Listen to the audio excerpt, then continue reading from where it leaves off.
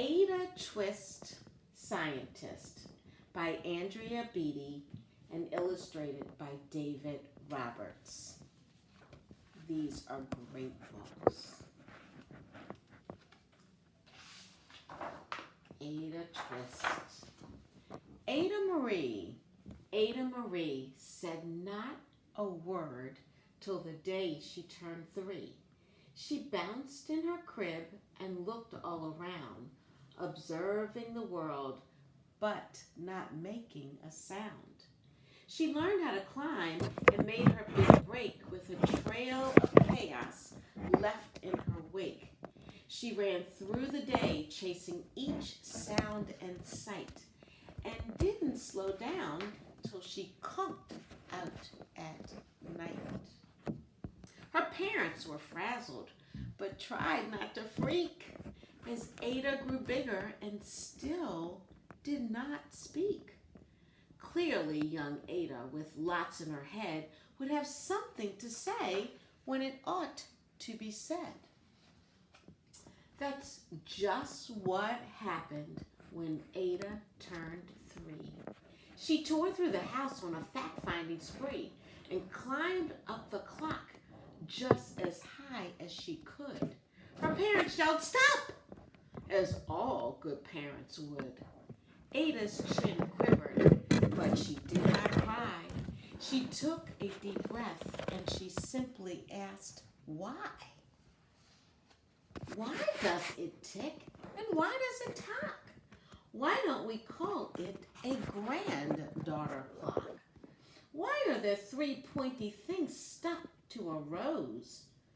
Why are there hairs up your nose?" She started with why and then what, how, and when. By bedtime, she came back to why once again. She drifted to sleep as her dazed parents smiled at the curious thoughts of their curious child, who wanted to know what the world was about. They kissed her and whispered, "You'll figure it out." Her parents kept up with their high-flying kid, whose questions and chaos both grew as she did. She's asking all kinds of questions. What does it do? Why won't it? Why does it? How does it? She's very curious about the solar system. Even Miss Greer found her hands were quite full when young Ada's chaos wreaked havoc at school. But this much was clear about Miss Ada Twist. She had all the traits of a great scientist. Ada was busy that first day of spring testing the sounds that made mockingbirds sing when a horrible stench whacked her right in the nose, a pungent aroma that curled her toes. "Zowie," said Ada, which got her to thinking, what is the source of that terrible stinking? How does a nose know there's something to smell? What does it still, and does it still stink if there's no nose to tell? She rattled off questions and tapped on her chin. She'd start at the start where she ought to begin. A mystery, a riddle, a puzzle, a quest. That was the moment that Ada loved best. Ada did research to learn all she could of smelling and smells, both the stinky and good. One hypothesis Ada thought could be true: the terrible stink came from Dad's cabbage stew. She tested and tested, but soon Ada knew it was time to come up with hypothesis 2. Maybe we should explain what a hypothesis means. What is a hypothesis?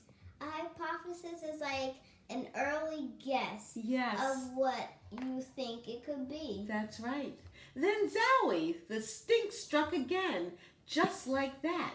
Hypothesis 2. It's caused by the cat. The cat couldn't make such a stink on its own. It needed perfume and some fancy cologne. So young Ada tested. The test was a flop. She started again, but her parents yelled, "Stop!" I think she's trying to wash the cat. That's not how you wash a cat. Ada Marie, to the thinking chair now. By the time we count to 3. Enough, said her mother. That's it, said her father. Her parents were frustrated, frazzled, and mad. Why? Ada questioned. Her mother said no. What? Ada queried. Her father said go. You've ruined our supper. You've made the cat stink. Enough with your questions. Now sit there and think. She looked at her parents. Her heart turned to goo. Poor Ada Twist didn't know what to do. She sat all alone by herself in the hall, and Ada once more could say nothing at all.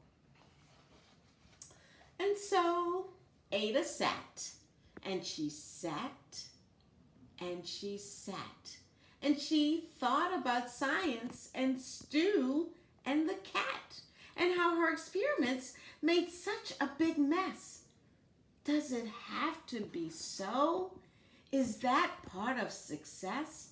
Are messes a problem? And while she was thinking, what was the source of that terrible stinking? Ada Marie did what scientists do. She asked a small question, and then she asked 2. And each of those led her to 3 questions more, and some of those questions resulted in 4. As Ada got thinking, she really dug in.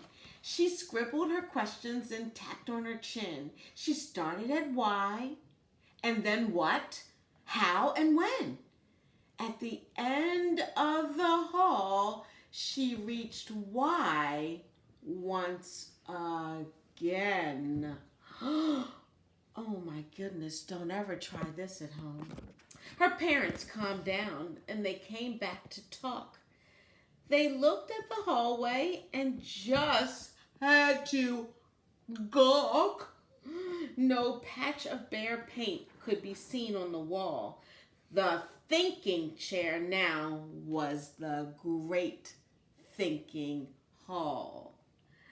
They watched their young daughter and sighed as they did. What would they do with this curious kid who wanted to know what the world was about? They smiled and whispered, "We'll figure it out." And that's what they did, because that's what you do when your kid has a passion and heart that is true. They remade their world. Now they're all in the act of helping young Ada sort fiction from fact. She asked lots of questions. How could she resist? It's all in the heart of a young scientist. Yeah. And as for that smell, what can Ada Twist do but learn all she can with her friends in grade 2? Will they discover the stink that curls toes?